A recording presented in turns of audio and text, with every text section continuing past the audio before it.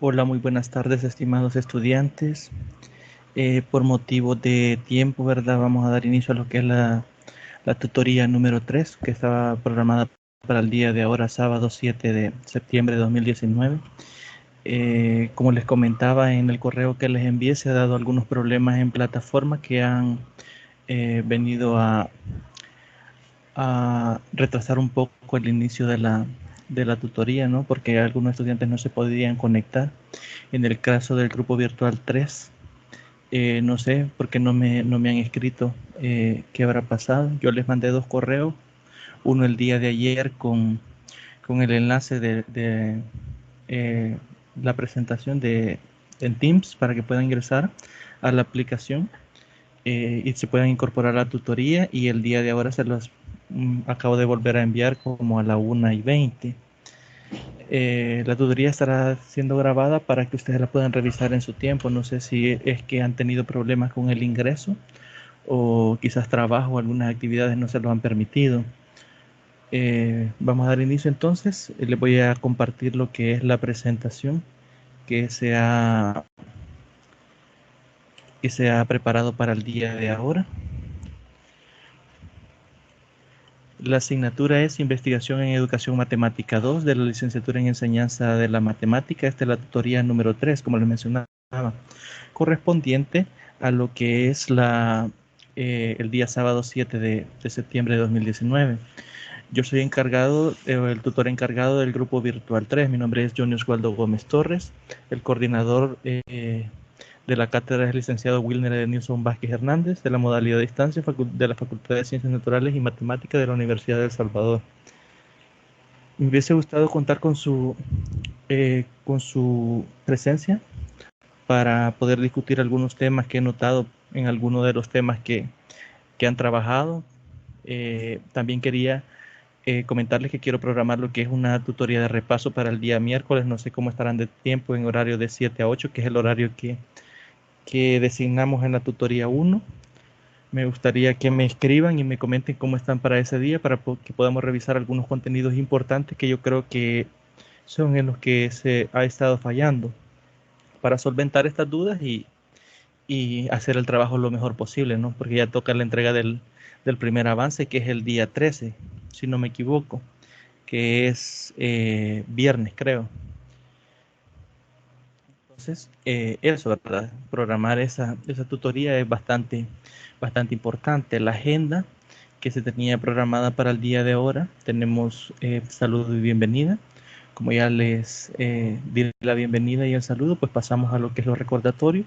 Posteriormente había preparado un sondeo de lectura que constaba de 3 preguntas y pensaba de que las discutiéramos y me dieran sus aportes en base a lo que han comprendido de la lectura, para poder aclarar todas aquellas dudas que han surgido de la revisión de los materiales. Luego tenemos lo que es la propuesta, que básicamente es la revisión del capítulo 4 del libro base. Y por último tenemos lo que es el cierre. Los recordatorios que tenemos acá, el primero nos dice que los días para realizar consultas y tutorías de repaso entre semanas, que son los que habíamos programado, son los días miércoles y viernes en horario de 7 a 8. En eso habíamos quedado. Veo que bien poco me están escribiendo. Eh, no sé si es que todo lo de la lectura va quedando claro y van avanzando en el trabajo, o no van avanzando. Entonces me preocupa bastante el hecho de que no me comenten, aunque sea el hecho de que vayan avanzando de forma correcta y vayan leyendo los materiales y no tengan dudas, pues por lo menos informar o notificar. Pero si hay dudas, pueden hacerlo en estos horarios. Como les mencionaba, me interesa más que todo el día miércoles, de 7 a 8 de esta semana, para que podamos repasar algunos contenidos que creo yo que, por lo que he visto en las materias metodológicas, en algunos casos, ¿verdad? No en todos, porque algunos trabajos sí están bastante apegados a lo que es la teoría que hemos venido desarrollando. Eh, Me gustaría bastante, quizás voy a mandarles un correo después de la tutoría para ver qué me dicen, cómo están de tiempo, si nos podemos conectar para que solventemos estos problemitas que van a ir surgiendo. Otro recordatorio es que pueden observar la grabación de las tutorías en la pestaña Tutorías Virtuales de la plataforma. Solución de dudas sobre los contenidos de la unidad 2.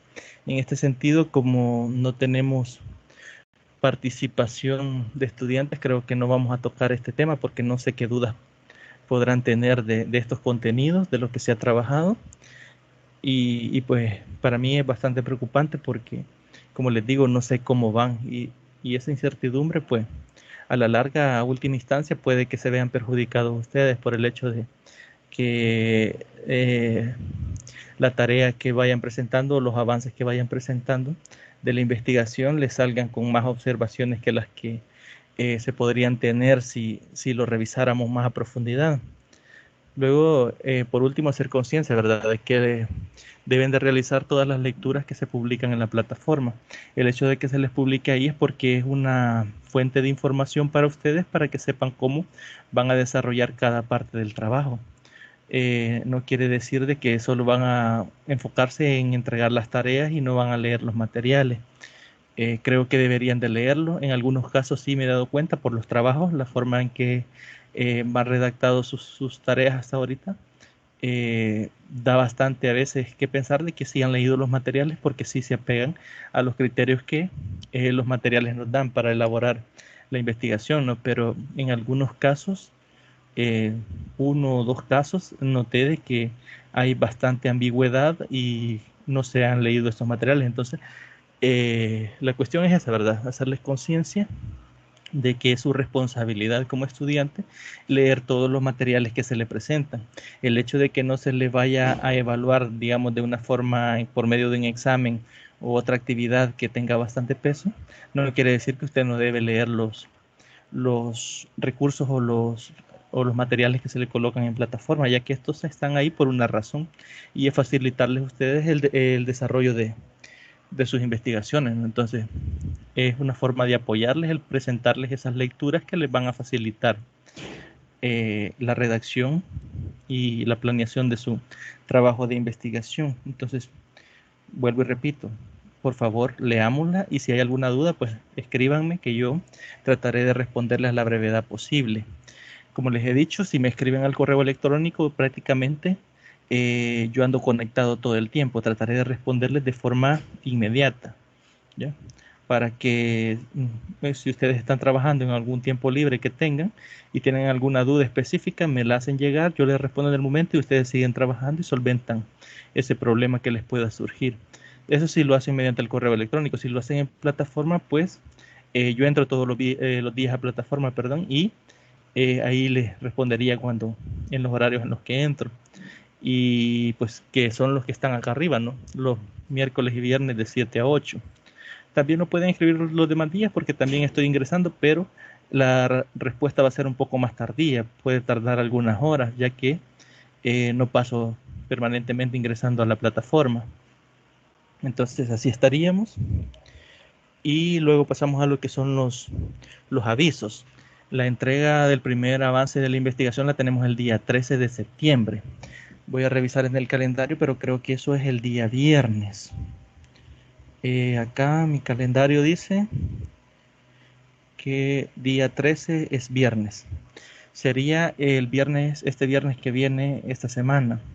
Tendrían la entrega de ese avance. Por favor, no lo dejen a última hora, ya que a veces, como está surgiendo ahorita, pueden tener problemas en plataforma y pueden quedar sin entregar esa tarea. El licenciado Wilner ha tomado a bien, en algunos casos, ¿no?, dar 6 horas después que se vence el plazo, que es la medianoche. Estaríamos hablando que a más tardar a las 6 de la mañana, por cualquier problema que le pueda surgir a usted se fue la luz, se fue el internet en la noche y no pudo subir su tarea, pues puede madrugar y hacerlo en el transcurso de esas 6 horas, ¿no? Entonces esto es bastante importante porque tienen ese margen de tiempo. Ya si en ese tiempo no se envió la tarea, pues no será tomada en cuenta, ¿no? Al menos de que sea algún problema de fuerza mayor, ¿no? Y pueda respaldarlo, pero tratemos de hacerlo lo antes posible para no caer en esta clase de problemas. pueden comenzar a hacerlo desde jueves, por ejemplo.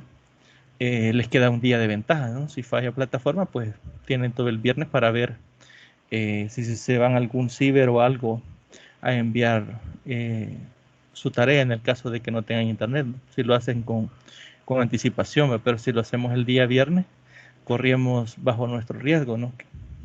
Entonces, ese sería uno de los avisos. Y luego tenemos que la rúbrica para el primer avance está puesto en plataforma, en la pestaña de evaluaciones y tareas. Yo pensaba mostrarles en esta parte lo que es la rúbrica y que la discutiéramos, ¿no? Que viéramos los puntos que tienen que cumplir para que traten de apegarlo lo más posible a esta rúbrica. Entonces, esto no fue posible porque olvidé descargarla y pensaba mostrárselas en plataforma, pero dado que la plataforma está sufriendo algunos inconvenientes, vamos a dejarlo de esta forma y ustedes lo pueden descargar, y si tienen alguna duda, pues me escriben y también lo solventamos. Luego, el último aviso, informar de las fechas de entrega del segundo avance de la investigación es el 2 de octubre. Si nos vamos a octubre, 2 de octubre cae día miércoles, ¿no? Día miércoles 2 de octubre. Estamos hablando que se les está avisando con anticipación, ¿no? Ustedes entregan su avance el día 3 y todavía tienen lo que es 3 semanas prácticamente. Tendrían del 13 al 20, del 20 al 27 y del 27 al 2 para que puedan pulir lo que es su segundo avance, ¿no? Que sería esta, la entrega el 2 de octubre. Esto es para que vayan pensando ya en ir avanzando en el resto. Luego dice informar, bueno, que era lo de la fecha, ¿verdad? Entonces vamos a pasar a lo que es el sondeo de lectura.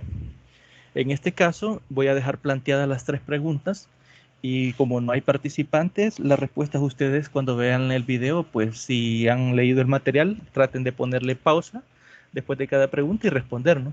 Esto no tiene algún fin evaluativo más que conocer la profundidad de la lectura de cada uno, aunque son preguntas que del material se sacan de forma directa. La respuesta la iremos conociendo a lo largo del desarrollo de esta tutoría, pero si ustedes quieren autoevaluarse la lectura que han realizado, pues pueden poner pausa después de cada pregunta y responderla. Yo se la voy a ir leyendo y ahí ustedes la revisan. La primera pregunta que tenía planteada que discutiéramos era cuáles son las etapas de la perspectiva teórica, ¿no? Sabemos que esta tiene 2 etapas y pues solo sería nombrar cuáles son estas 2 etapas. Luego tenemos como segunda pregunta en qué consiste el método de mapeo para la elaboración del marco teórico. Esto también lo podemos encontrar ahí en el material, ¿no? Ya que tenemos esos 2 métodos que se mencionan aquí, entonces yo les estoy preguntando en qué consiste cada uno, básicamente. Luego tenemos en qué consiste, como última pregunta, el método por índices para construir el marco teórico, que sería el segundo método que nos sugiere Sampieri, ¿no? En el libro que hemos tomado como base.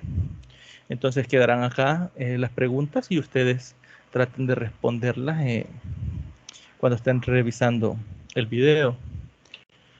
Ahora sí pasamos a lo que es la propuesta, ¿no? Como les mencionaba, la propuesta es el capítulo 4 del libro base que tenemos ahí. Comienza en la página, ya les digo, el capítulo 4 comienza en la página 50. ¿No? Tenemos lo que es el capítulo 4 ahí, luego tenemos un pequeño esquema de todo lo que contiene el capítulo al reverso, y luego comienza lo que es los contenidos del capítulo, ¿no? Que el primer contenido nos dice qué es el desarrollo de la perspectiva teórica, ¿no? Aquí tenemos desarrollo y funciones de la perspectiva teórica. En este sentido, tenemos que el desarrollo de la perspectiva teórica es un proceso y un producto. ¿Por qué es un proceso y por qué es un producto? Veamos, es un proceso porque procede de la inmersión del conocimiento existente, es decir, de todas esas fuentes que han sido o teorías que han buscado respaldar o afirmar algún problema o explicar algún fenómeno, y disponible que puede estar vinculada con nuestro planteamiento del problema, ¿ya? Eso sería en lo que es un proceso. Ahora bien, ¿por qué es un producto? Porque de la revisión de todas estas teorías o estas informaciones, nosotros vamos a elaborar lo que es nuestro marco teórico, que a su vez va a ser un producto mayor, ¿no? Que será en el reporte de investigación, es decir, la revisión exhaustiva de todas estas teorías que estén relacionadas con nuestro planteamiento del problema, cuando ya seleccionemos, porque hay que tener claro que la elaboración del marco teórico no es solo ir y copiar teoría, que tenga alguna palabra de las que necesitamos, sino que tenga relación directa con lo que el problema de investigación nuestro, la pregunta de investigación, de lo que nosotros deseamos de estudiar tiene, ¿no? Entonces hay que saber seleccionar esa teoría que vamos a incorporar a nuestro marco teórico. Entonces, no es como escribir un libro, ¿no? Que solo...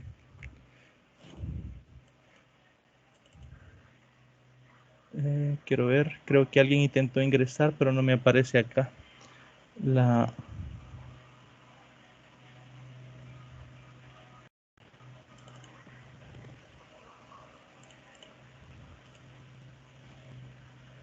Bueno, voy a continuar.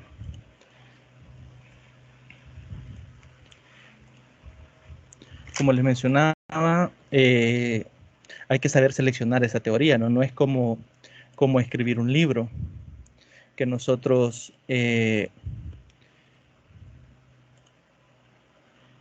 volvió a, volvió a tener aquí como que alguien quiere ingresar y solo hace el intento, porque me cae la notificación, pero no puedo darle entrada, no me aparece cuando una vez lo visualizo. Creo que voy a revisar a ver si...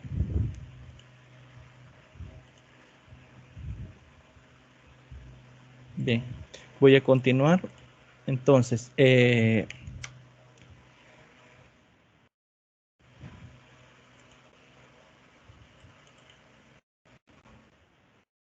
volviendo, ¿verdad?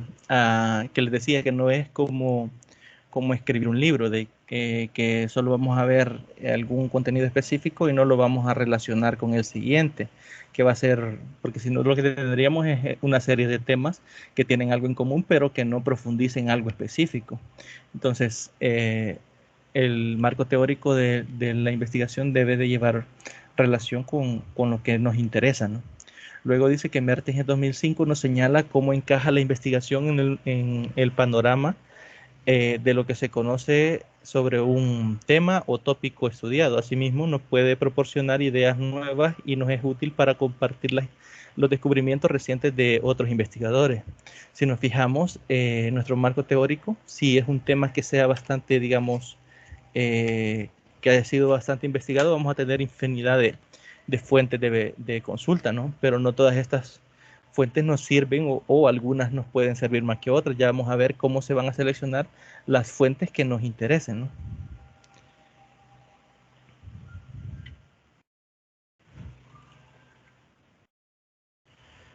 Dice acá cuáles son las funciones del desarrollo de la perspectiva teórica, ¿no? Primero, ayuda a prevenir errores que se han cometido en otras investigaciones. Recordemos que siempre cuando hay un tema nuevo y se desarrolla lo que es una primera investigación, no vamos a tener un producto perfecto, ¿no? Entonces se cometen errores como en cualquier otra faceta de la vida. Entonces, el conocer qué errores cometieron otros investigadores nos ayudará a mejorar nuestra investigación, ya que no cometeremos esos errores. Entonces también dice que nos orienta sobre cómo habrá de realizar el estudio. En efecto, al adecuar a los antecedentes nos podemos dar cuenta cómo se ha tratado un problema específico de la investigación. Es decir, aquí ya vamos a tener con la revisión de la teoría, vamos a tener una idea de cómo otros investigadores han tratado el mismo problema que estamos tratando nosotros. Entonces eso nos dará una idea de cómo debemos de abordarlo nosotros también. Entonces es una de las ventajas que tenemos de poder hacer una revisión bibliográfica. Al igual que en el numeral 1, ¿no? Nos permite ver qué errores han cometido otros investigadores y no, no cometerlos nosotros también. Como tercer punto, ampliar el horizonte de estudio o guía de investigador para que se centre en el problema y evite desviaciones del del planteamiento, perdón, original. ¿Qué quiere decir esto? Que esto nos ayuda a ver diferentes perspectivas sobre el mismo problema, ¿no? Porque podemos tomar de base el ejemplo que hablábamos en la tutoría 2, ¿no? Del noviazgo. Que tal vez la perspectiva de alguien es que, si lo vemos con la educación, que el hecho de que la pareja esté feliz haga que el rendimiento académico de ambos aumente, ¿no? Entonces sería una perspectiva de esa forma y alguien lo podría ver como otro, como el hecho de que rupturas o algo entre la pareja afecta el rendimiento académico o que se desentiendan de los estudios.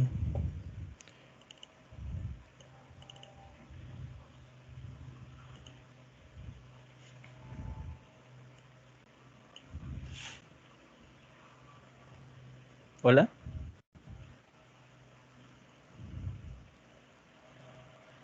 hola, hola,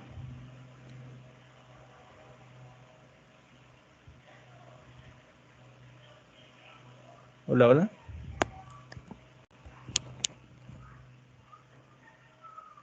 hola, hola,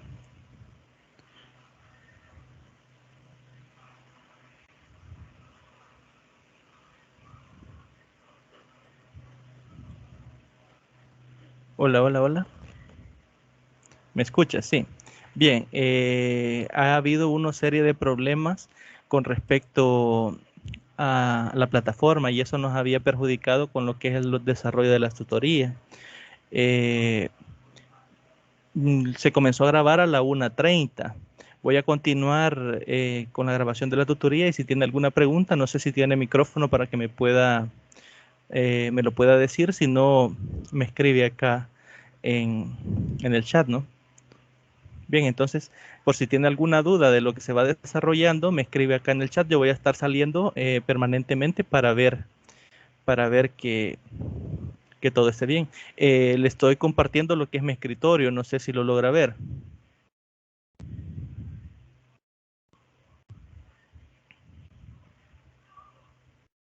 Ok, vamos a continuar entonces. Bien, estamos revisando lo que son las funciones del desarrollo de la perspectiva teórica. Estábamos con la tercera, que decimos que nos ayuda a ampliar el horizonte de estudio o la guía del investigador para que se centre en los problemas y evite desviaciones del planteamiento del problema. En este caso, es bastante importante que el planteamiento, que el marco teórico responda directamente al problema que nos ocupa. Por ejemplo, si estuviésemos estudiando lo que es la influencia de los programas de violencia de la televisión en los niños o en los adolescentes, no podemos ir y estudiar otra clase de programas que se transmiten por la televisión o cómo afectan en adultos, porque ya esto ya no tendría nada que ver con lo que es nuestro planteamiento del problema inicial. Entonces, eso sería algo de tomar en cuenta a la hora de elaborar lo que es nuestro planteamiento del problema. Como cuarto punto, tenemos documentar las necesidades de realizar el estudio, es decir, por qué es necesario que se lleve a cabo el estudio, algún tema determinado. Como quinto punto, conduce al establecimiento de hipótesis o afirmaciones que más tarde habrá de someterse a la prueba en la realidad, o nos ayude a establecer por razones bien fundamentadas. Es decir, nos puede ayudar a hacer deducciones o a plantear hipótesis, ¿no? De por qué se genera el problema, qué lo origina, cuáles podrían ser las posibles soluciones y también esto nos ayuda a fundamentar por qué es necesaria realizar la investigación, ¿no? Que no se debe desarrollar solo porque se antoja un tema determinado, sino que para llegar y solventar alguna necesidad específica que se tenga. Entonces el hecho de documentar este problema nos ayuda a establecer las razones por las cuales sí se debe realizar la investigación. El sexto punto dice esperar nuevas líneas y áreas de investigación. En este sentido, cuando nosotros realizamos una investigación específica, puede que surjan teorías que no sean tocadas a fondo, que sean vistas solo de forma superficial por el hecho que nos ocupa, ¿no? Que vamos a ir buscando que se relacione directamente con, con el tema de investigación.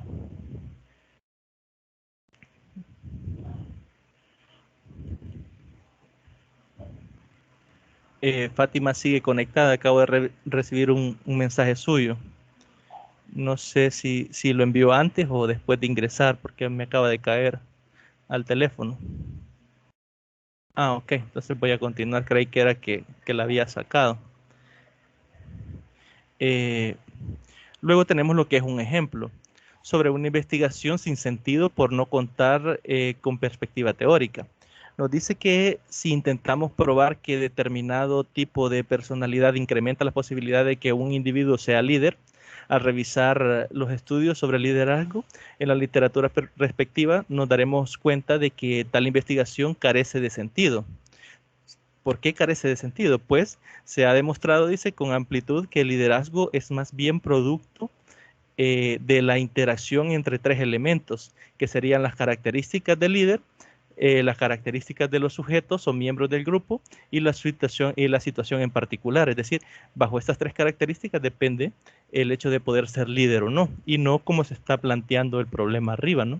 Entonces, ese problema, si ya está corroborado que se debe a esos tres factores, y al realizar la revisión bibliográfica correspondiente nos damos cuenta que esos tres factores son los que inciden para ser líder, entonces ahí tendríamos un problema que no tiene fundamento teórico, ¿no? Para poderlo estudiar. En ese sentido, creo que la mayoría de trabajos o de los temas que han ustedes estado planteando, creo que tienen base teórica bastante buena. Yo estuve revisando algunos porque yo no conozco todos los temas a profundidad. Algunos que me llamaron la atención los estuve revisando las bases teóricas que tienen y sí tienen bases teóricas bastante interesantes. Creo que en ese sentido no tenemos mayor problema. Entonces, este ejemplo básicamente es eso, que carecía de sentido, ¿no? Luego abajo nos dice, por ello, poseer ciertas características de personalidad, es decir, las características de la persona en sí, no están relacionadas necesariamente con el surgimiento de un líder en un grupo. Es decir, las características personales mías, por ejemplo, no tienen nada que ver de qué tipo sean con si puedo ser líder o no de un grupo específico, ¿no? Sino que se basa en las características que menciona ahí, que se obtuvieron bajo la revisión bibliográfica, ¿no? Luego estaba planteada aquí una pregunta. ¿Qué perspectiva teórica tiene mi investigación? Estas se las dejo abiertas ahí para que ustedes puedan responderla en base a la revisión bibliográfica que estén realizando, ¿no? ¿Cuál es la perspectiva teórica de cada uno de los temas que han estado investigando? Entonces, lo piensan ahí y pues traten de darle respuesta, cada quien con su tema respectivo, ¿no? Si consideran que la perspectiva teórica sí tiene fundamento, es decir, si no ocurre como en el ejemplo, de que yo propongo un problema, pero me he dado cuenta, según la perspectiva teórica, de que no está relacionado con lo que yo estoy proponiendo. En ese sentido, hay que ver si nuestra perspectiva teórica es correcta o no, es decir, si la fundamentación teórica reafirma lo que yo quiero investigar, ¿no? Si va sobre la línea que yo quiero seguir. Entonces, ahí queda planteada la pregunta y cada quien la responde con base en lo que ha estado revisando. Que a estas alturas ya tendríamos que tener una idea bastante clara de cada uno de los temas e incluso qué bibliografía han estado revisando en cada uno de los casos. Luego tenemos las etapas de la perspectiva teórica, que esta era la primera pregunta que aparecía en el sondeo de lectura que planteé al inicio. La primera, el literal A, dice la revisión analítica de la literatura correspondiente. Es decir, ir y revisar toda aquella literatura que aporte a mi investigación, es decir, que tenga una relación directa con mi investigación. Como les mencionaba, si estamos investigando la influencia que tienen programas de violencia en los adolescentes, programas de violencia en la televisión en los adolescentes, no vamos a agregar en el marco teórico o vamos a tomar una bibliografía que nos diga influencia de los programas de violencia en los adultos, por ejemplo. O, o tomamos algún otro tema que no tenga específicamente nada que ver con nuestro tema o nuestro planteamiento del problema específico. Entonces, a eso se refiere lo que es la primera etapa. La segunda etapa es la construcción del marco teórico. Lo puede implicar la adopción de una teoría. En ese sentido, en el material nos menciona ahí cinco etapas o 5 elementos, ¿no? Que puede que una teoría se ajuste directamente con nuestro problema de investigación, que hay algún artículo o alguna parte de alguna teoría que se adapte o así. Entonces ahí vamos a ver esas 5 etapas. Lo vamos a ver un poco superficial, ¿no? Entonces estas serían las dos etapas, sería la respuesta de la primera pregunta de sondeo de lectura que se había planteado. Luego la revisión analítica de la literatura correspondiente, esa que es la primera etapa, ¿no? Consiste en detectar, consultar y obtener la bibliografía y otros materiales útiles para el propósito del estudio, de los cuales se extrae y recopila información relevante y necesaria para el problema de investigación. ¿Cómo vamos a determinar si nuestra información es relativa y es relevante, ¿no? Si es necesaria y es relevante. En este caso, sería necesaria si diese alguna solución o aportara una teoría valiosa a nuestro objeto de estudio, no a nuestro planteamiento del problema. Como les decía antes, tiene que estar directamente ligado con lo que es el problema que estamos planteando. Ya con algo que no nos cuadre o incluso que no reafirme lo que nosotros queremos, no nos sirve esa teoría, aunque hable en alguna parte de lo que nos interesa, ¿no? Por eso cuando realizamos búsquedas, más que todo en Internet, a veces salen millones o miles de temas relacionados, ¿no? Que eso depende bastante de las palabras que utilicemos, que ya eso ya lo vamos a ver un poquito acá más adelante. Esta revisión debe ser selectiva, pues cada año en diversas partes del mundo se publican miles de artículos en revistas académicas, periódicos, libros y otras clases de materiales en las diferentes áreas del conocimiento. En este caso, cuando hacemos búsquedas en Internet, a veces es una ventaja y a la vez es un problema, ¿no?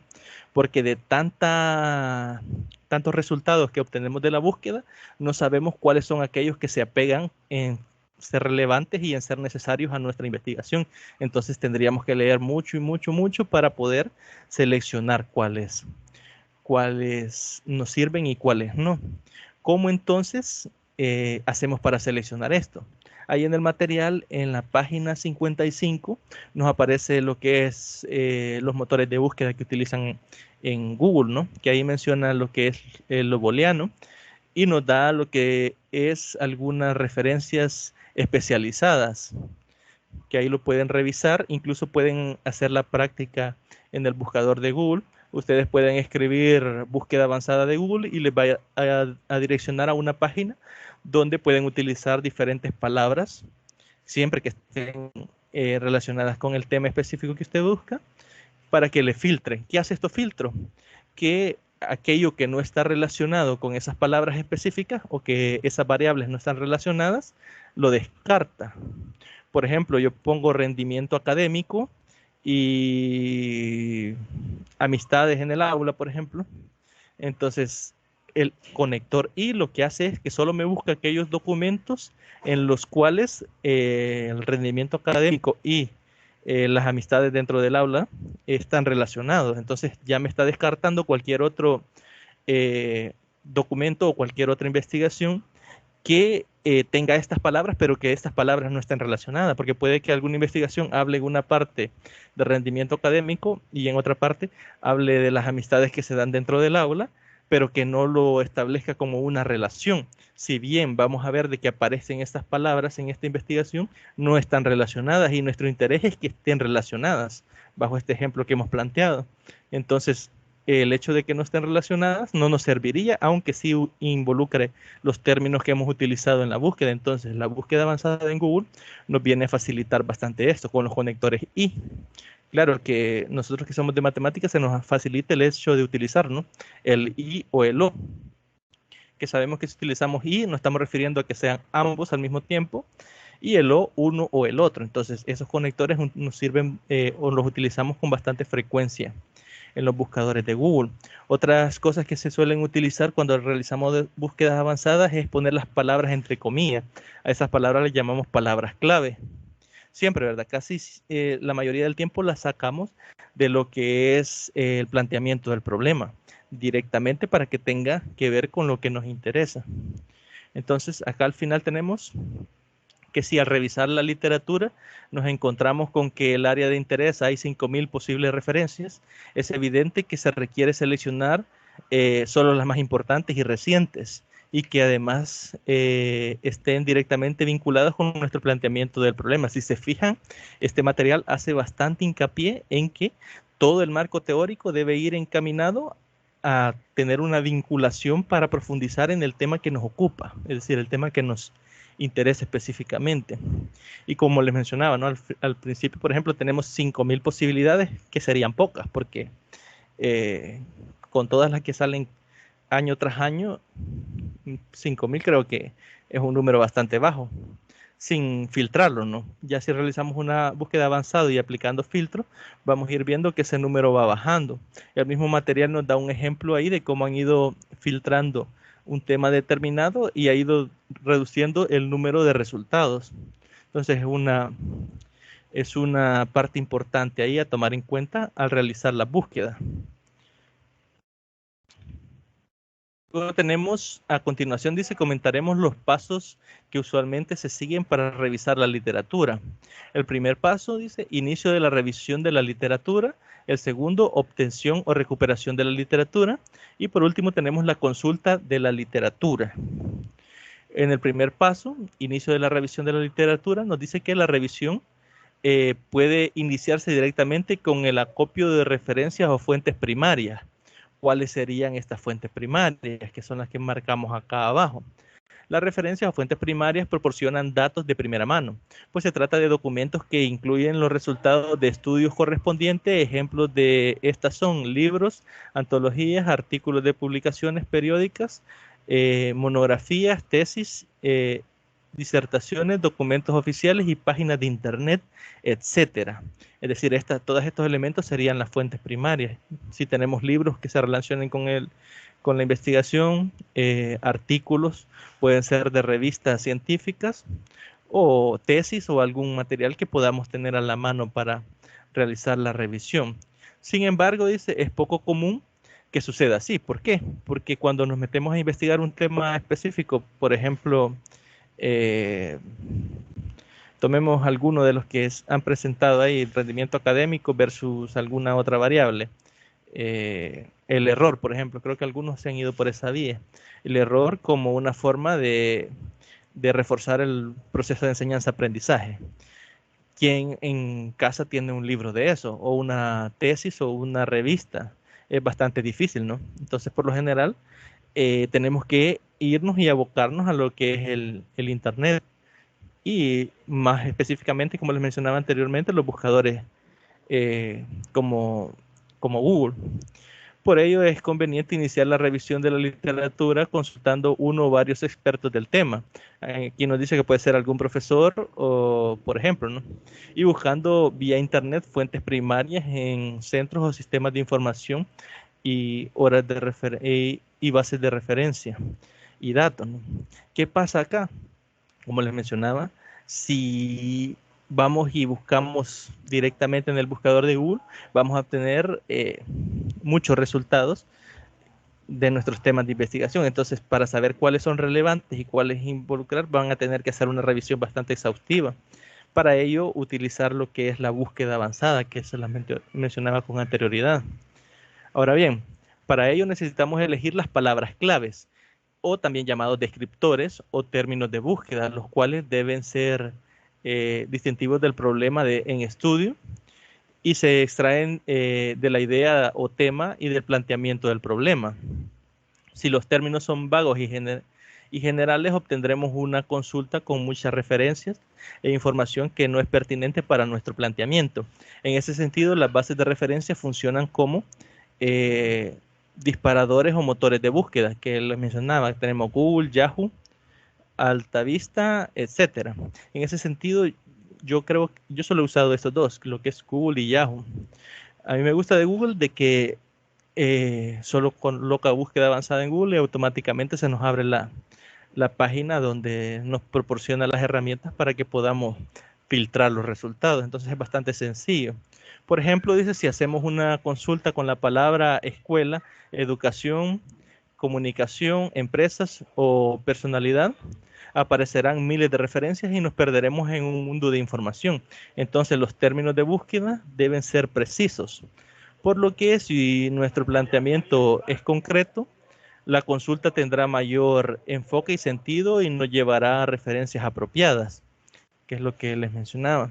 No sé si usted ha tenido la oportunidad de, de realizar búsquedas avanzadas en Google. Tal vez en esta investigación o en otras.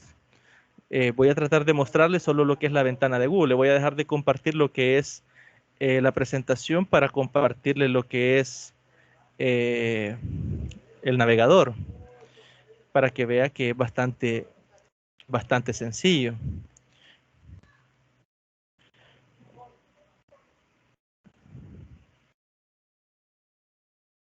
Bien, ahorita le estoy compartiendo lo que es el navegador. Si usted aquí en Google pone búsqueda avanzada de Google, nos aparecerá esta página. Damos clic acá. Y aquí donde dice búsqueda avanzada para sitio web, damos clic y nos aparecen ya todas las palabras, ¿no? Ustedes aquí colocan lo que buscan separado entre comillas o palabras o frases específicas, por ejemplo, rendimiento académico. Como, por ejemplo, pueden poner una pregunta, ¿cómo incide el rendimiento académico o cómo incide el error en el rendimiento académico de asignaturas numéricas o alguna frase que sea extraída directamente de lo que es el planteamiento del problema o la pregunta de investigación para que tenga relación específica, ¿no? Y pueden filtrar, si se fija, hasta el número de páginas que contenga esa palabra. Y nos aparecen muchas más opciones. Entonces es bastante fácil poderlo filtrar de esta forma para no obtener esa infinidad de resultados.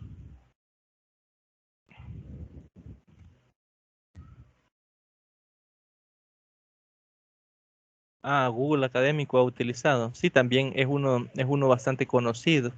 Pero este es solo para darle una herramienta de que usted pueda utilizarlo en su investigación o para buscar más información específica si le ha costado detectarla. Si ha hallado información y no ha tenido problema, pues no es necesario que profundice más en esa parte, ¿no? Si ya tienes las referencias utilizadas, si no, puede abocarse a Google y hacerlo de esta forma. También dice, podemos hacer una búsqueda avanzada con estos términos utilizando los operadores del sistema booleano, que serían el y, como les mencionaba, y el o el no, con los descriptores y las preposiciones establecidas en los ítems de la consulta del banco o de la base de datos, como les mencionaba, perdón. Si colocamos rendimiento académico y problemas familiares, en el i ya vamos buscando directamente esos dos elementos relacionados en cualquier archivo que Google busque. Entonces, es una forma bastante buena de filtrar los resultados. Por ejemplo, esto no tiene nada que ver con lo que es educación, pero cuando uno por lo generalmente quiere hacer alguna descarga de alguna película o algo en Google, puede poner el signo más también, que ese no aparece en este material porque este material creo que es del 2009 y eso ha venido tomando mayor auge en los últimos años. Si usted coloca, por ejemplo, el nombre de la canción más el nombre del artista más, descarga más, el mega, digamos que es el que la mayoría utiliza, y le da clic automáticamente a la primera página que le muestra Google, tiene esa canción específica de ese autor específico descargado en mega. Entonces, el hecho de poner el signo más es similar a poner el i. De esa forma se utiliza. Por si no quiere utilizar los conectores, puede utilizar el símbolo más. Cuando utilizamos el símbolo not, en este sentido, en español que sería no, es que nos estamos diciendo, por ejemplo, búsqueme rendimiento académico y problemas familiares y no algún término específico. Es decir, le estamos diciendo que quite de la búsqueda todos esos elementos que estén después del not, ¿no? Y si utilizamos el i, entonces es como que nos busque dos términos relacionados y estemos quitando un tercer término. O podemos directamente buscar rendimiento académico, not, y quitarle alguna peculiaridad al tema en específico. La búsqueda nos proporciona un listado de referencias vinculados a las palabras clave. Dicho de otra manera, el listado que obtengamos dependerá de estos términos llamados descriptores, es decir, las palabras claves que utilicemos, los cuales escogemos del diccionario o simplemente utilizamos los que están incluidos en el planteamiento, ¿no? Que lo recomendable es eso, que se utilicen los que están en el planteamiento del problema para que tenga relación con lo que estamos investigando. Google tiene uno de los mejores sistemas de búsqueda avanzada, pero para una consulta adecuada es necesario acudir a otras bases de referencia y más especializadas como lo es, y nos menciona aquí una serie de bases de datos. Aquí algunas tienen relación o información solo de algunos temas determinados y el libro nos especifica cuáles, según unos ejemplos que ha planteado ahí. Entonces ahí estarían, podemos investigar estos que nos menciona acá, qué clase de información tienen y si alguno tiene información que podemos utilizar, pues ahí podemos realizar las búsquedas respectivas.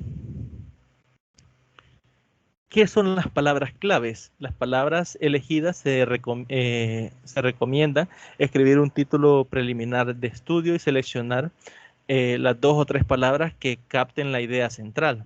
Extraer los términos del planteamiento o utilizar los que los autores más destacados en el campo de nuestro estudio suelen emplear en sus planteamientos o hipótesis. En la mayoría de los artículos de revista es común incluir los términos claves al inicio o al final, ¿no? En algunos casos. Pero como les menciono, directamente eso los pueden sacar ustedes del planteamiento del problema. Serían las palabras clave y con esos términos ustedes pueden realizar lo que es la búsqueda en Google o en cualquiera de los otros que hemos mencionado ahí anteriormente. Luego tenemos ventajas y desventajas de utilizar Internet como fuente para localizar la bibliografía. Primero, que el acceso es fácil y son las 24 horas del día. Esa sería una de las ventajas. Otra ventaja sería que la gran cantidad de información en diversos sitios web sobre muchos temas, es decir, hay un mar de conocimiento y podemos acceder a él y tomar aquellos documentos o aquellos informes o investigaciones que nos puedan ser de utilidad. También una de las ventajas es que esté en español o podemos encontrar información en español. Otra es que tiene información reciente, pero esto depende bastante de cómo filtremos nosotros la búsqueda, porque puede que utilicemos archivos que fueron, digamos, tienen bastante años de estar publicados y ya se hayan hecho investigaciones más recientes que puedan contribuir de mejor manera que esas publicaciones antiguas, ¿no? Entonces, sí tiene información reciente, pero también tiene información que ha sido almacenada con bastantes años de anterioridad. Lo único que es más fácil acceder a información reciente mediante Internet que comprando un libro. Es bastante mucho más sencillo. El acceso a los sitios web es inmediato y a través de los buscadores. En este caso, ya vimos que acceder a Google es bastante sencillo y los buscadores nos proporcionan lo que es la búsqueda avanzada y que podemos filtrar lo que es las palabras clave. En la mayoría de los casos, los accesos es gratuito o de muy bajo costo. En este caso, creo que todos tenemos internet en nuestra casa y una computadora y nos es bastante fácil acceder a estos buscadores. Otra ventaja es que los estudios que se localicen pueden imprimirse de inmediato. No es como antes que, por ejemplo, usted iba a alguna biblioteca, tenía que realizar el préstamo de un libro, o si usted iba y encargaba, buscaba algún libro y no lo tenían, usted lo encargaba, lo compraba y esperaba tiempo que llegaran y se lo llegaran a dejar, ¿no? Para poder comenzar la revisión bibliográfica. En este caso no, es una de las ventajas más dominantes, ¿no? El hecho de que podemos ir, buscar, si en algún archivo nos gusta, lo descargamos y lo imprimimos y es en el momento, ¿no? Menos de 5 minutos y tenemos un libro o un fragmento de algún libro. Entre las desventajas, con frecuencia las investigaciones colocadas en sitios web no son revisadas por expertos, no las revisan los expertos. Son pocas las que son revisadas de esta forma. La gran mayoría de investigaciones o de documentos que hallamos en la web no tienen validez por gente que conozca del tema específico, a menos que sean autores reconocidos. Los reportes de investigación incluidos en el sitio web pueden ser textos plagiados o que se muestran sin el consentimiento de los autores. Sin embargo, no lo podemos saber. Como sabemos, hoy en día esto del plagio está bastante desarrollado, ¿no? La mayoría lo que hace es copiar a veces documentos específicos, porque incluso cuando yo estudiaba se dio un problema en una tesis ¿cómo se llama? De psicología, que habían copiado prácticamente la mitad de un libro.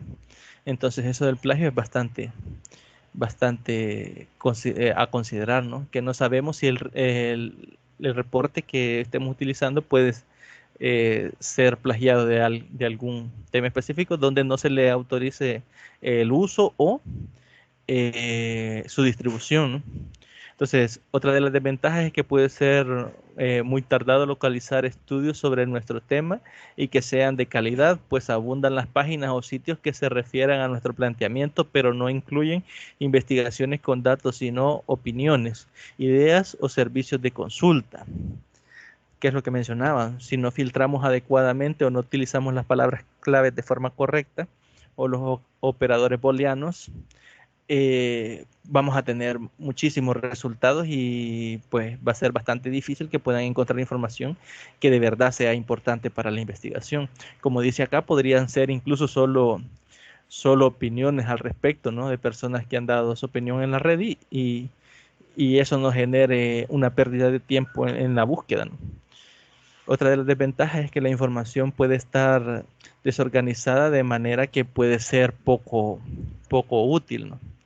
Si está desordenada, pues no sabremos eh, sacar las partes que podamos utilizar. Nos tocaría, imagínense de que algún archivo específico esté relacionado con nuestro tema de investigación y tenga 300 páginas, pero de esas 300 páginas solo 10 se refieran directamente a nuestro tema y no tiene un índice.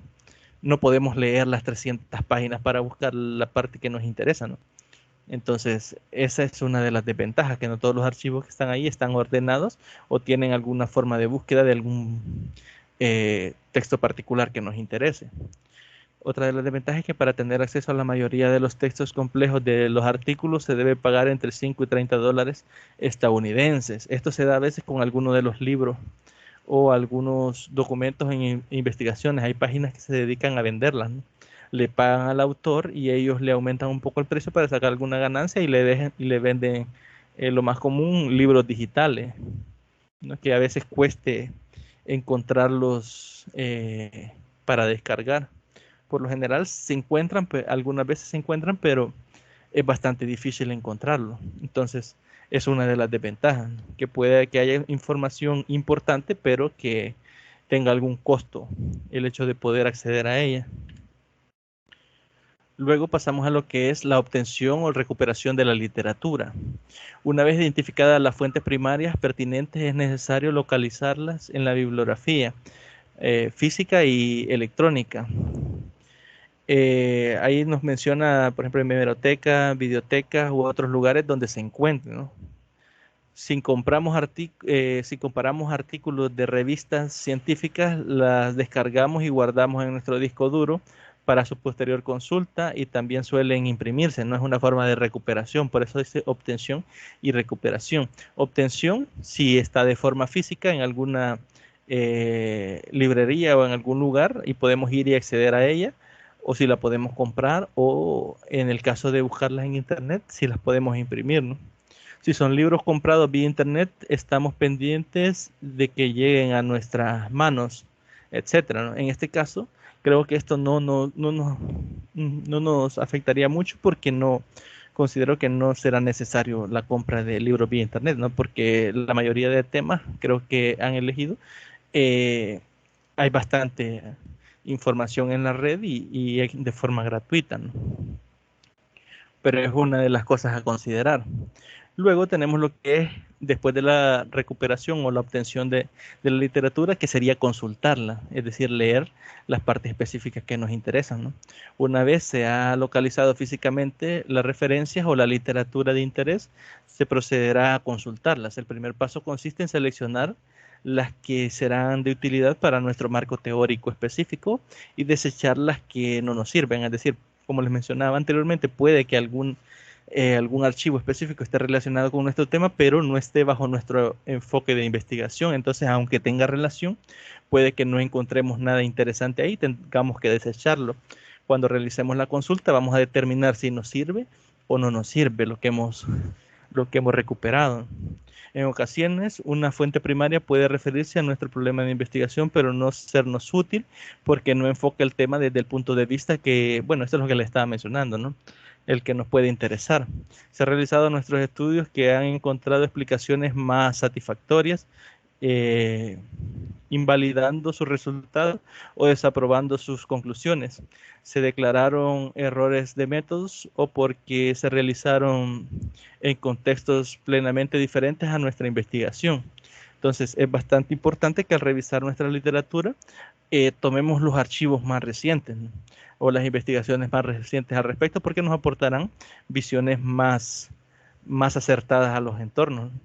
En nuestro país poco se investiga, así que por lo general van a ser fuentes de otros países las que se van a estar tomando. Entonces hay que considerar cómo esas fuentes se verán involucradas en nuestro contexto, ¿no? En la forma en que se trabaja acá en El Salvador. En todas las áreas del conocimiento, las fuentes primarias más utilizadas para elaborar marcos teóricos son los libros, artículos, revistas científicas y ponencias o trabajos presentados en los congresos, simposios y eventos similares. Entre las razones por las que estas fuentes son las que sistematizan en la mayor medida la información, generalmente profundizan más en el tema que desarrollan y son altamente especializadas. Además de que pueden accederse a ella vía internet, que es lo que hemos venido revisando, ¿no? En el caso de los libros, para determinar su utilidad, por cuestión de tiempo, conviene comenzar analizando la tabla de índice o el índice, ¿no? De contenidos y el índice analítico o de materias, los cuales proporcionan una idea de los temas incluidos en la obra. Al tratarse de artículos de revistas científicas, lo más adecuado es revisar primero el resumen y las palabras clave, y en caso de considerarlo de utilidad, examinar las conclusiones, observaciones o comentarios finales. En última instancia, todo el artículo. En este sentido, si nos fijamos, lo que nos está diciendo es eso, ¿no? Que vamos, por ejemplo, digamos que encontré algún libro específico que tiene alguna relación con mi tema de investigación. Yo me voy al índice, busco en el índice el tema y leo esa parte específica. Es decir, no es necesario que lea todo el libro. De igual forma, cuando es en una revista científica, ¿no? Nos dice que leamos primero el resumen y si consideramos de interés, nos vamos a lo que son las conclusiones para determinar si nos sirve o no nos sirve. Entonces ahí estaría esas dos pequeñas observaciones que están ahí. Y tenemos ahora lo que es la construcción del marco teórico, lo que puede aplicar la adopción de una teoría. Con el propósito de seleccionar las fuentes primarias que se revisarán para elaborar el marco teórico, es conveniente hacerse las siguientes preguntas. Primero, ¿la referencia se relaciona con mi problema de investigación? Que eso es lo más importante, ¿no? Que tenga relación con nuestro problema de investigación. La segunda pregunta, si tiene relación, sería ¿cómo? ¿Cómo está relacionada? Y si tiene relación y sabemos cómo está relacionado, ¿qué aspectos trata? ¿O qué aspectos de interés para nuestra investigación trata? ¿Ya? Si cumple estas tres, ayuda a que desarrolle más rápida y profundice mi estudio, es decir, si ayuda a desarrollar de forma rápida y a profundizar en el estudio específico o en mi tema de investigación. Y si se cumple esto, ¿desde qué óptica y perspectiva elabora el tema? Psicológica, antropológica, sociológica, médica, legal, económica, comunicanológica o administrativa. Entonces, una vez respondamos estas preguntas, vamos a tener una idea más general de cómo esa fuente bibliográfica nos puede venir a ayudar en nuestra investigación, ¿no? Ahí el libro de esta parte nos da un ejemplo que dice que si se puede estudiar la relación entre superior y subordinado en términos del afecto que le retroalimenta positiva del primero tiene en la motivación del logro del segundo. La investigación posee un enfoque principalmente comunicológico, ¿no? Que es la comunicación. Supongamos, dice, que encontramos un artículo que versa sobre la relación superior o jefe subordinado, pero trata de las atribuciones administrativas de cierto tipo de subordinados tiene en determinadas empresas. Resulta obvio que este artículo se debe descartar, pues enfoca el tema de una forma diferente, ¿no? O desde otra perspectiva. Ese es uno de los ejemplos que promueve de esta parte ahí en el material. Eso lo pueden encontrar en la página 58. Perdón. Ahora dice, para analizar la referencia recomendamos que se tome en cuenta, primero, cercanía o similitud a nuestro planteamiento, es decir, si nos es o no de utilidad, ¿no? Luego, semejanza a nuestro método y a nuestra muestra. Después tenemos fecha de publicación o difusión. Entre más reciente, mejor, que es lo que les decía. A veces con el paso del tiempo las investigaciones van mejorando problemas que se dieron en el pasado. Entonces esto nos ayudará a no cometer errores que pudiesen ser solventados con una teoría mucho más reciente. Luego, que implique investigación empírica, recolección y análisis de los datos, y que tenga rigor y calidad de estudio, es decir, que sea cuantitativo, cualitativo o mixto. En este caso, nosotros queremos que sea más cuantitativo. Desde luego, en ocasiones ciertos fenómenos evolucionan o cambian a través del tiempo. Por ejemplo, podría ser que una generación de niños no se viera influida por ciertos aspectos de la televisión y otra generación sí. Lo cual quiere decir que las ciencias no son estáticas, son cambiantes, ¿no? Porque si a una generación le afecta y 20 años después se hace el mismo estudio con otra generación y no le afecta, pues ha habido un cambio también en la ciencia, ¿no? No permanecen en el tiempo, sino que van evolucionando.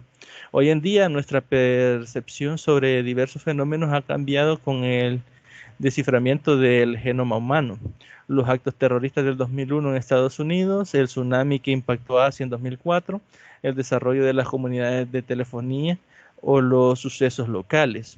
Un ejemplo bastante claro es nuestro país. Nuestro país se caracteriza bastante por los temblores a cada rato. No hay año, creo que no hay algún temblor de alguna magnitud significativa. ¿Qué pasa cuando viene alguien que no está acostumbrado a los temblores? Se asustan. Nosotros parece que ya no nos importaría mucho, ¿no? Incluso a veces tiembla fuerte. Ha habido temblores fuertes en la noche y la gente solo lo siente y ni se le levanta, está temblando y ya estuvo, ¿no? Entonces, si nos fijamos, hay una discrepancia en lo que es el contexto. Otra persona que no está acostumbrado a eso viene y siente eso, sale corriendo.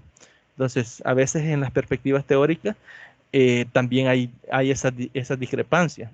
Por eso le mencionaba con lo de tener artículos o investigaciones de otros países, que a veces los contextos son diferentes y los traemos a utilizarlos acá.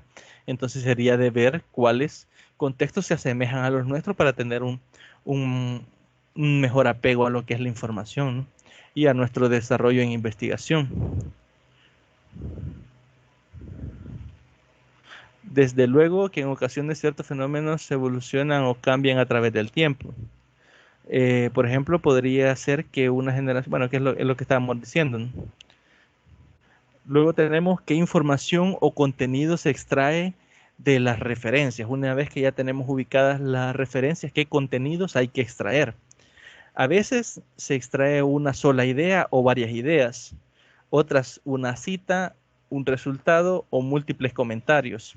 Varía en cada caso. ¿De qué depende entonces? Depende de lo que nosotros decíamos y qué tanto esa referencia esté pegada a nuestra investigación. Qué tanto tenga que ver, dicho de otra forma.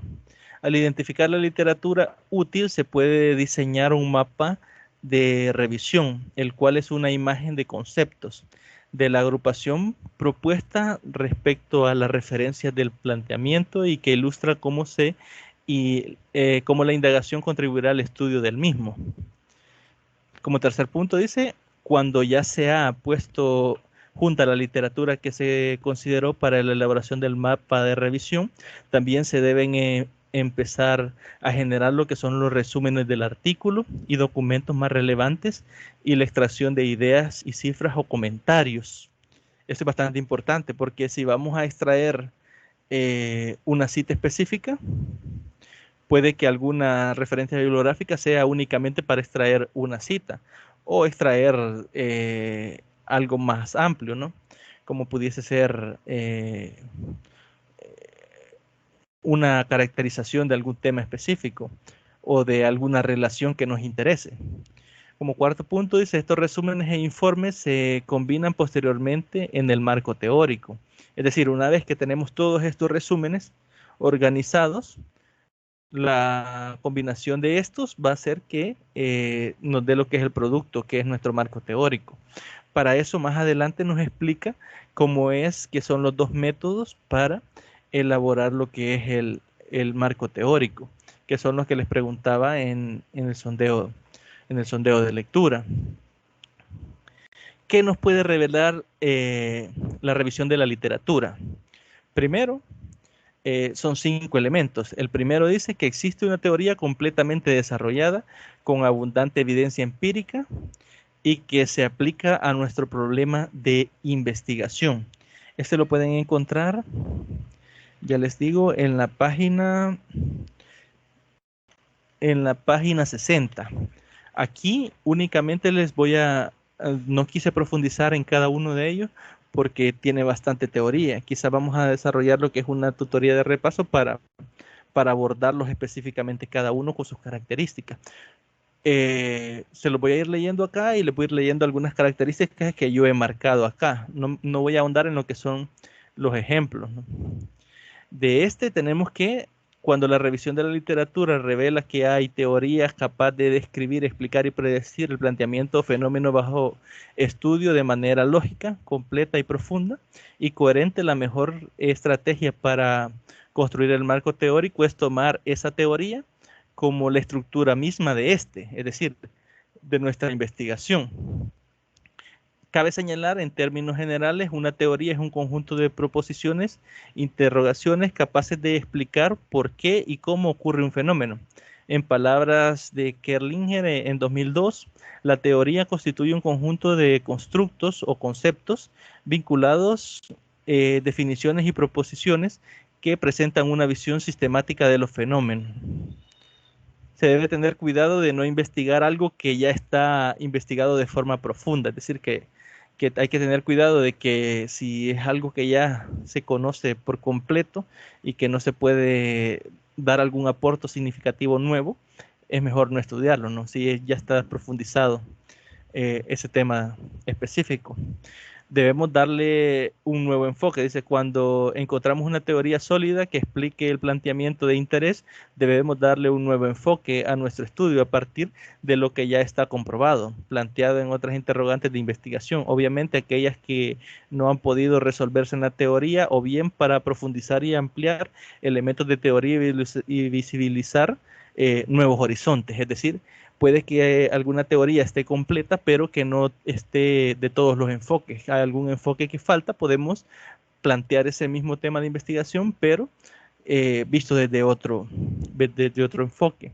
Al final de esa página, en la 60, nos da un pequeño ejemplo de un marco teórico. Dice, nuestro marco teórico se basaría en una nueva teoría incorporando ciertas referencias de interés. Algunos autores lo estructurarían de la siguiente forma. Bueno, es un ejemplo el que da ahí. Ahí podrían revisarlo y posteriormente lo podemos discutir. El segundo elemento que tenemos acá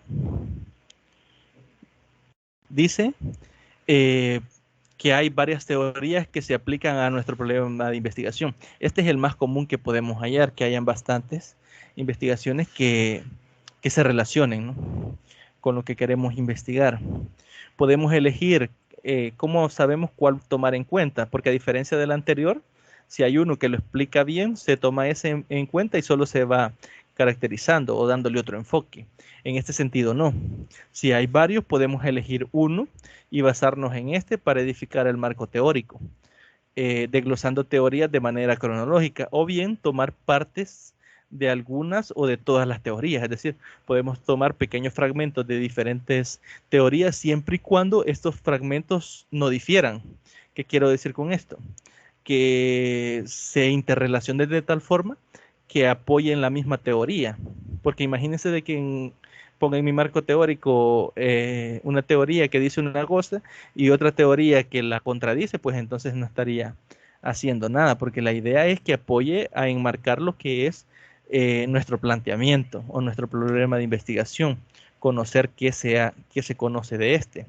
Entonces hay que tener cuidado ahí. Sería importante que revisaran ese numeral 2, también en la página 62, que creo que este es el que más se apega a la mayoría de investigaciones, porque sí hay bastantes teorías que podrían explicarlas, ¿no? El número 3, que hay piezas o trozos de teoría con cierto respaldo empírico que surgen de variables potencialmente importantes y que se aplican a nuestro problema de investigación. ¿Qué quiere decir esto de que tenga respaldo científico? Empírico, perdón.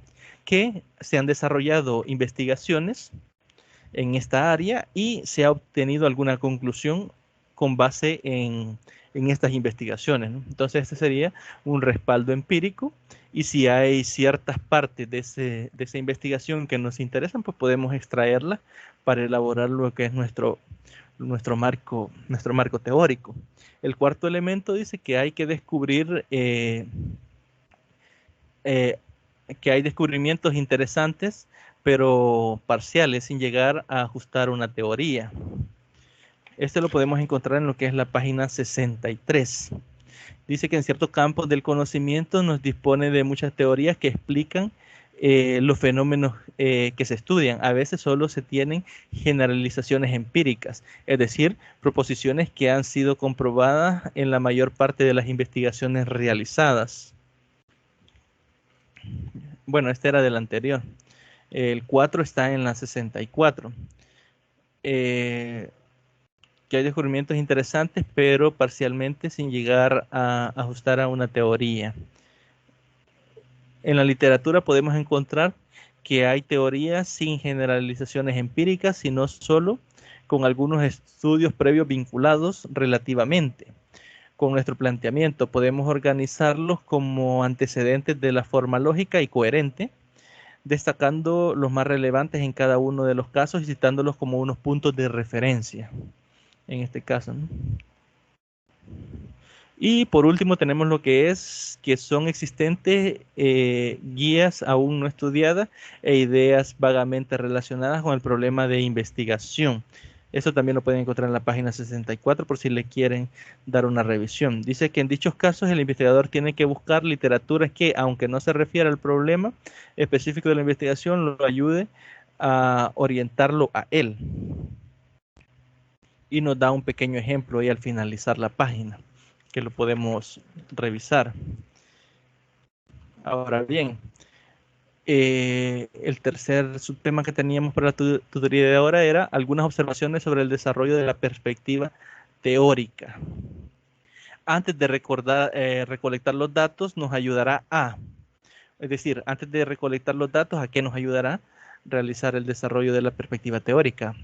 A aprender más acerca de la historia, origen y alcance del problema de investigación. Número 2, conocer qué métodos se han aplicado exitosamente o erróneamente para estudiar problemas específicos o problemas relacionados. Esto es bastante importante porque nos dice si se han cometido errores o no en el pasado con algunos métodos específicos. Luego dice saber qué respuestas existen actualmente para la pregunta de investigación, es decir, con qué respuesta arranca la pregunta de investigación que hemos generado. Luego identificar variables que requieren más medidas y observadas, además de cómo ha sido medidas y observadas. Luego decidir cuál de la mejor manera de recolectar los datos que necesita y dónde obtenerlos. Luego resolver cómo pueden analizarse los datos, refinar el planteamiento y sugerir hipótesis, y por último justificar la importancia del estudio. Creo que esto es lo más importante que tenemos, ¿no? Justificar por qué es importante realizar el estudio. Luego, después de recolectar los datos, nos ayudará a qué? primero, a explicar diferencias y similitudes entre nuestros resultados y el conocimiento existente, analizar formas de cómo podemos interpretar los datos, ubicar nuestros resultados y conclusiones dentro del conocimiento existente y construir la teoría y explicaciones, construir teorías y explicaciones. Y por último, desarrollar nuevas preguntas de investigación y hipótesis. ¿Qué nos está diciendo acá? Que es importante lo que es la revisión de la perspectiva teórica para poder, por una parte, justificar, sustentar y conocer cómo se ha venido tratando el problema que nos interesa, y posteriormente a qué nos ayudará, ¿no? Principalmente lo que es confrontar nuestros resultados con la perspectiva teórica que se tiene, ¿no? Es bastante importante lo que es esa parte. Luego dice que al construir el marco teórico debemos centrarnos en el problema de investigación que nos ocupa sin divagar en otros temas ajenos. Es decir, lo que hemos venido mencionando anteriormente, que tenga que ver con nuestro planteamiento. Si colocamos cosas que no tienen que ver con nuestro planteamiento solo porque tiene palabras que se relacionan, esa información está de más ahí. Sería mejor desecharla.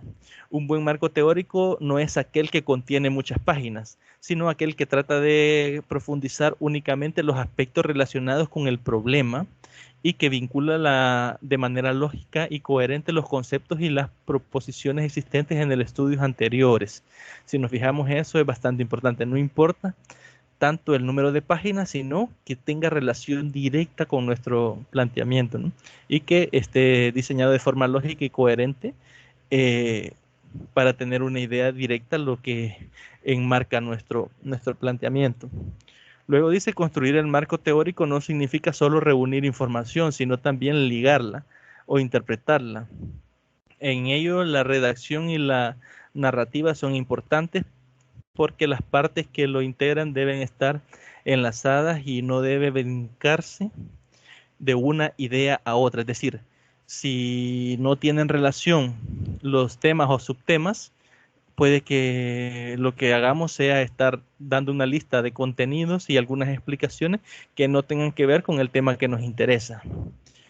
Y por último dice, siempre se debe recordar que es muy diferente escribir un libro de texto que tratar a fondo el área determinada del conocimiento, que elaborar un marco teórico donde debemos ser selectivos.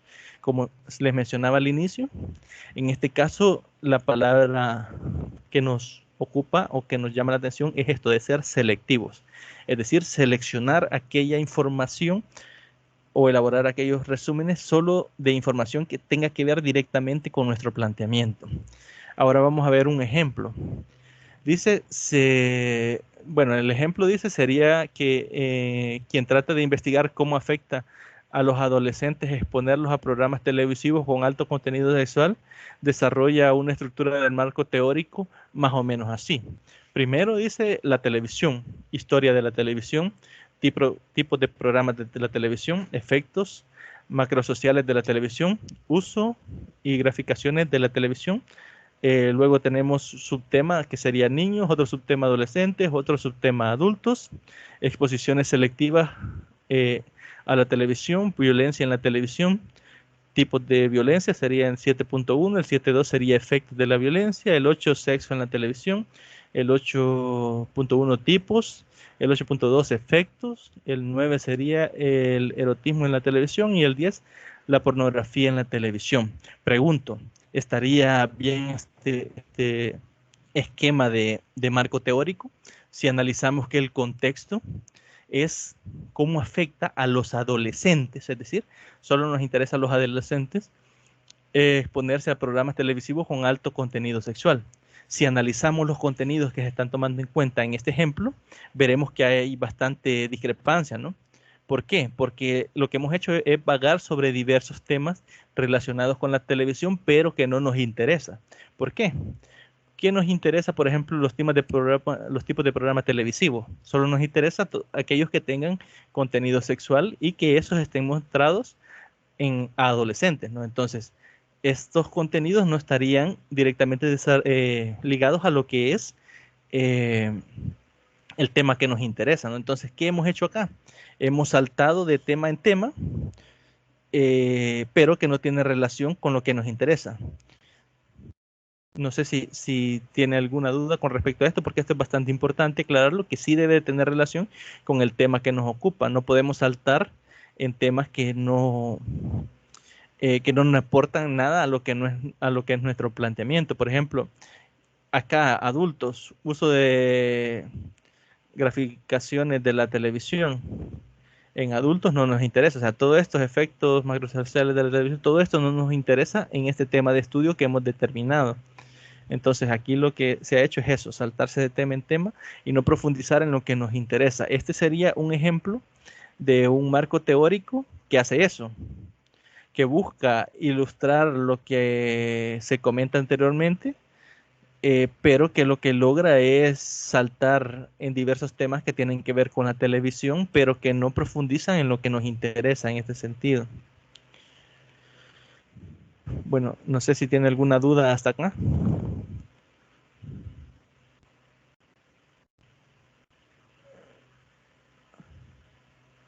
Ok, vamos a continuar entonces. Métodos para la organización y la construcción del marco teórico. Aquí tenemos dos métodos. Esta creo que era otra pregunta. Bueno, no, era eh, cómo funciona cada uno de los métodos. El primer método eh, se llama de mapeo para construir el marco teórico. El segundo es el método por índices para la construcción del marco teórico. Antes de ver los métodos, vamos a ver unas pequeñas generalizaciones de lo que es la construcción del marco teórico.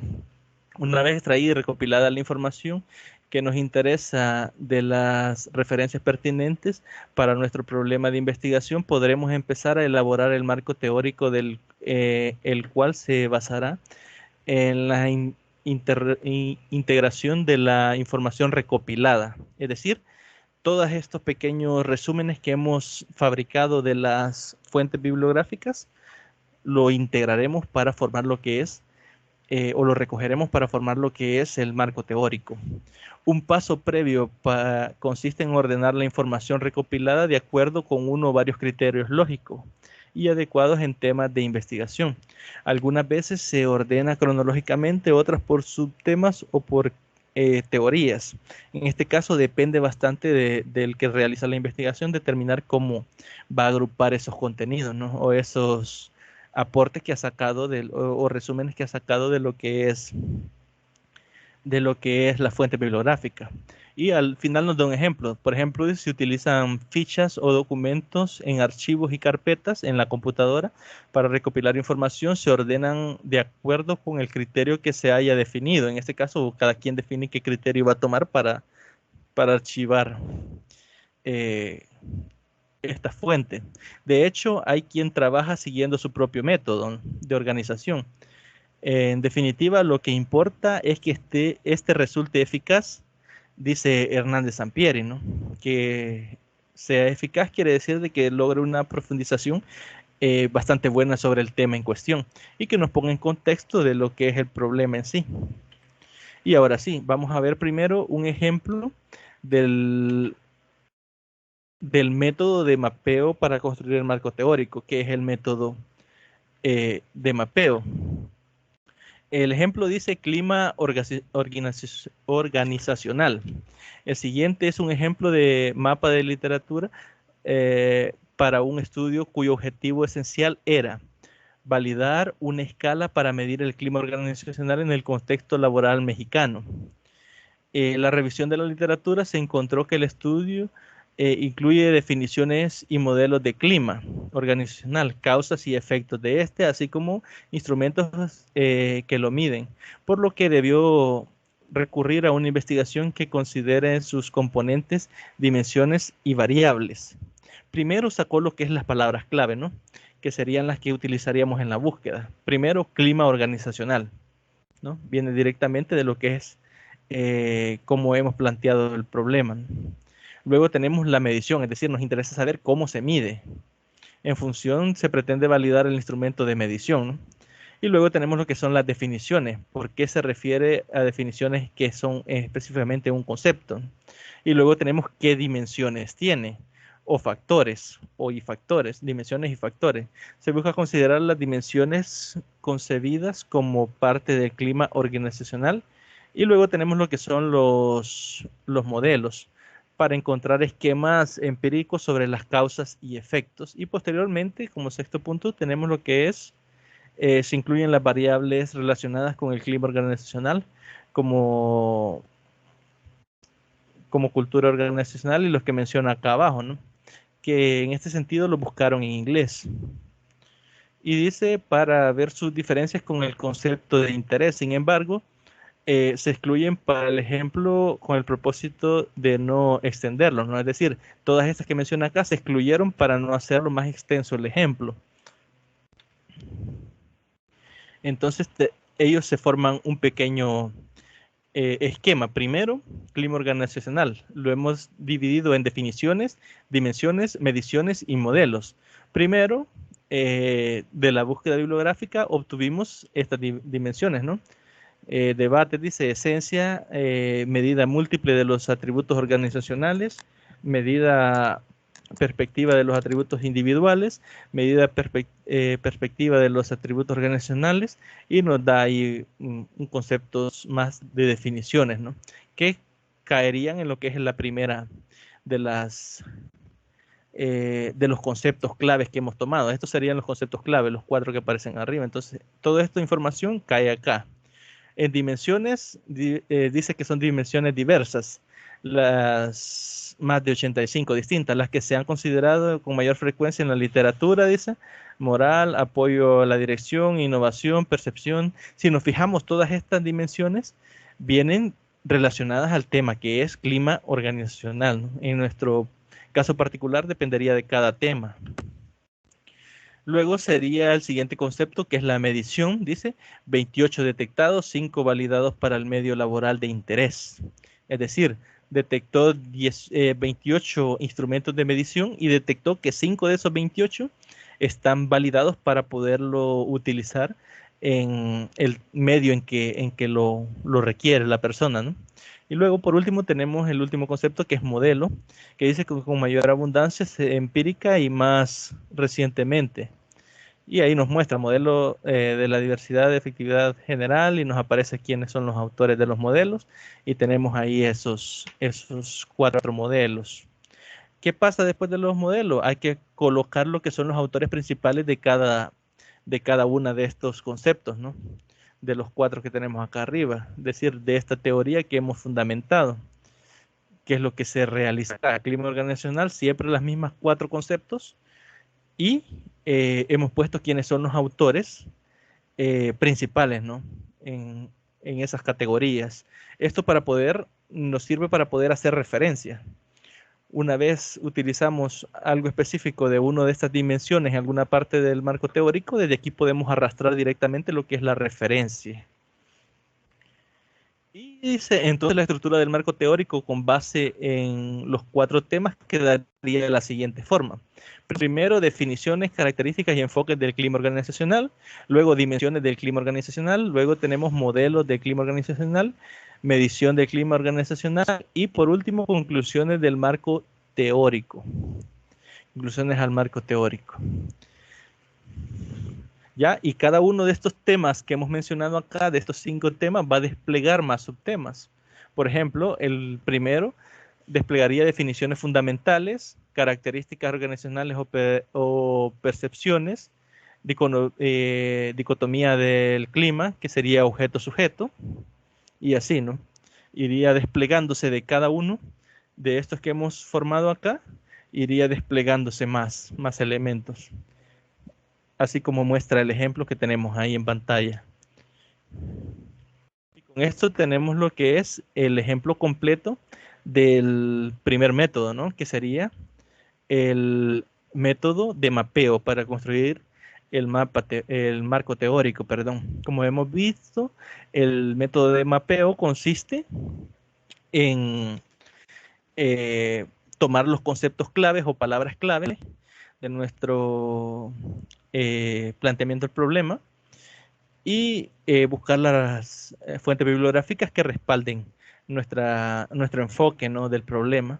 Y luego establecemos esos conceptos o clave como unas dimensiones y obtenemos lo que es la información respectiva de cada uno de estos y también colocamos quiénes son los autores principales de cada una de estas dimensiones que hemos establecido o conceptos y posteriormente desglosamos estos conceptos en subtemas. Los ordenamos acá y los desglosamos en subtemas, en los subtemas que hemos encontrado con la revisión bibliográfica y de esta forma tenemos ya elaborado lo que es el esquema de nuestro marco teórico bajo ese método, que sería el primero, ¿no? El método de mapeo para construir el marco teórico. Ahora vamos a ver el ejemplo por índices para construir el marco teórico. Aquí dice que vamos a ver ejemplo de método por índices para la construcción del marco teórico. Este es similar al anterior, solo que en este caso vamos a poner un tema general, luego subtemas específicos y de estos subtemas van a ir saliendo más subtemas, vamos a colocar temas específicos que englobe el tema general y de estos van a ir saliendo subtemas y vamos a tener referencias. Notemos en este sentido que las referencias se ubican donde les corresponde. A veces un subtema o subapartado puede tener 2 o más o 3 o más referencias, ¿no? Si nos fijamos, por ejemplo, aquí el subtema 3.1 tiene 3 referencias, que sería referencia 1, la referencia 6 y la referencia 7, por ejemplo. Y esto no quiere decir que lo vamos a colocar regado o lo vamos a colocar 3 veces, ¿no? Donde se utilizó. Sino que en este caso, esta sería la referencia 1, se utiliza para el subtema 1.2 y se utiliza para el subtema 1.3. No quiere decir que vamos a poner 2 veces la misma referencia en nuestra bibliografía, ¿no? Sino que la colocaríamos al inicio dependiendo cómo vaya surgiendo. Este sería el esquema, por eso le llamamos vertebrado, porque lo que se crea primero es un mapa donde tenemos el tema general, subtemas o pequeños temas del tema general y luego tenemos subtemas. De esta forma, en la página, 70, van a encontrar este pequeño ejemplo, ¿no?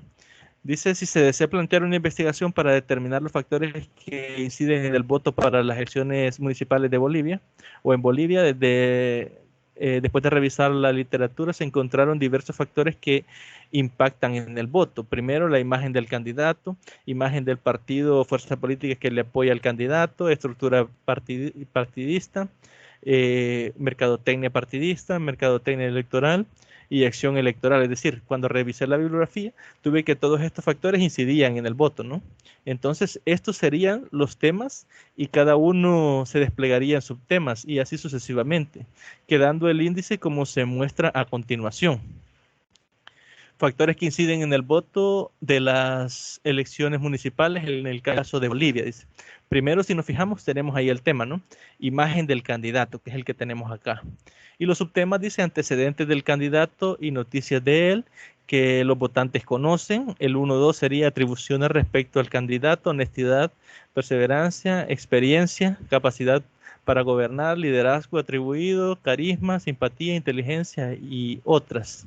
Y así sucesivamente. Si nos fijamos en este caso, tenemos 5 subtemas del primer tema. En el segundo tema tendríamos en este caso 4.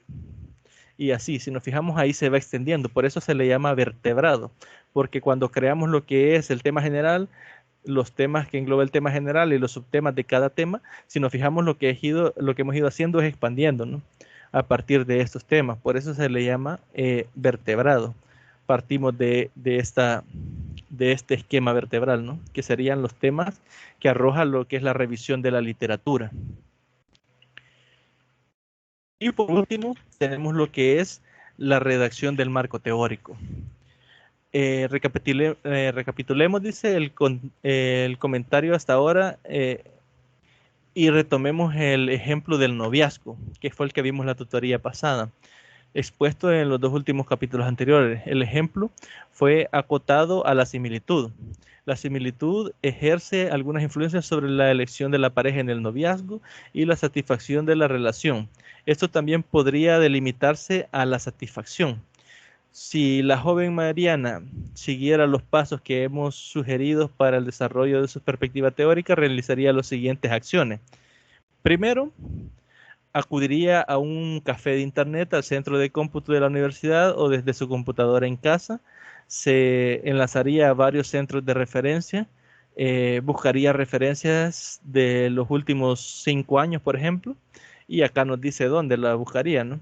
Que aquí dice físico, Abstract, Sage, y nos da todas estas. Todas estas son fuentes de almacenamiento de búsqueda de información, ¿no? Pero de informaciones específicas tanto en español, dice, como en inglés. Si lo hubiese hecho en 2009, se entraría, de entrada hubiese descubierto que hay decenas de referencias de este año hacia atrás, muchas de ellas gratuitas, que hay revistas que tratan el tema como la Journal, bueno, ahí nos menciona varias. Así dice como diversos libros. Además, escribiría o enviaría correspondencia electrónica a algunos asociados nacionales o internacionales para solicitar información al respecto, ¿no? Este sería el primer paso que haría Mariana. Segundo paso sería seleccionar únicamente las referencias que hablan de la similitud en la relación de interpersonales, en particular las relativas a noviazgo, porque recordemos que relaciones interpersonales pueden ser laborales, pueden ser de amistad, no necesariamente de noviazgo, y el tema de Mariana específicamente era el noviazgo, ¿no? Entonces solo buscamos aquellas relaciones interpersonales que sean relativas a lo que es el noviazgo.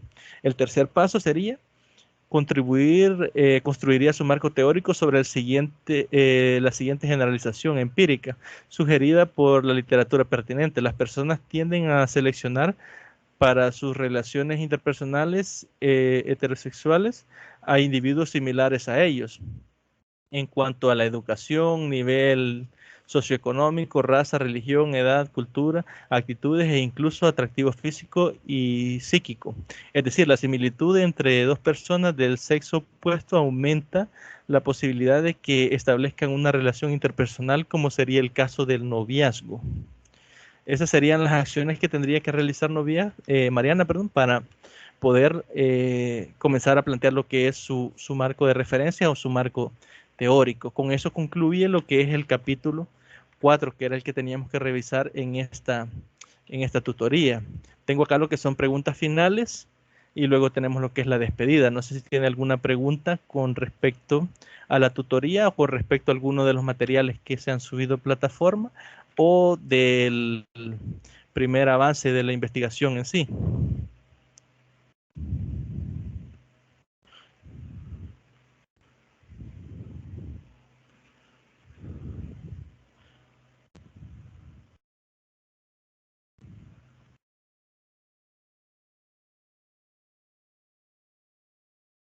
Ok, en ese caso les voy a enviar al correo electrónico quizás para el día miércoles a las 7, tal vez podemos conectarnos acá mediante Teams para que podamos hablar un poco sobre lo que es el avance, cómo van. Me gustaría que me comentaran eh, cómo han ido avanzando, si han tenido alguna dificultad o si ha surgido alguna duda.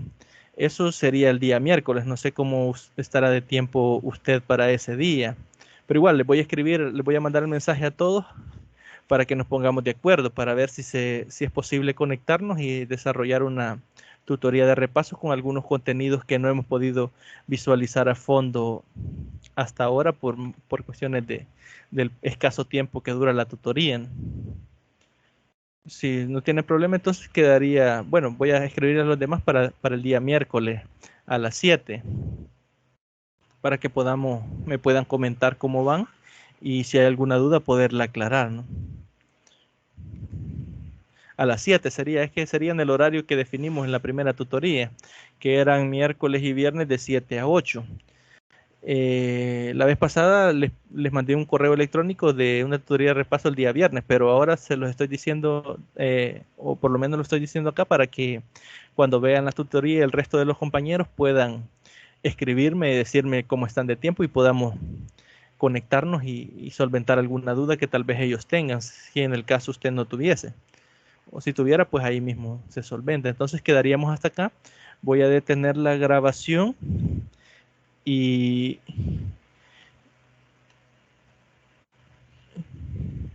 y pase muy buenas tardes y muchas gracias por haber participado conectándose. Sé que a veces es bastante difícil cuando no se cuenta con micrófono porque estar leyéndolo acá o que me caiga la notificación sí, sí es bastante complicado. Pero muchas gracias por haber asistido y estar pendiente siempre. Pasen muy buenas tardes y éxitos en las labores diarias.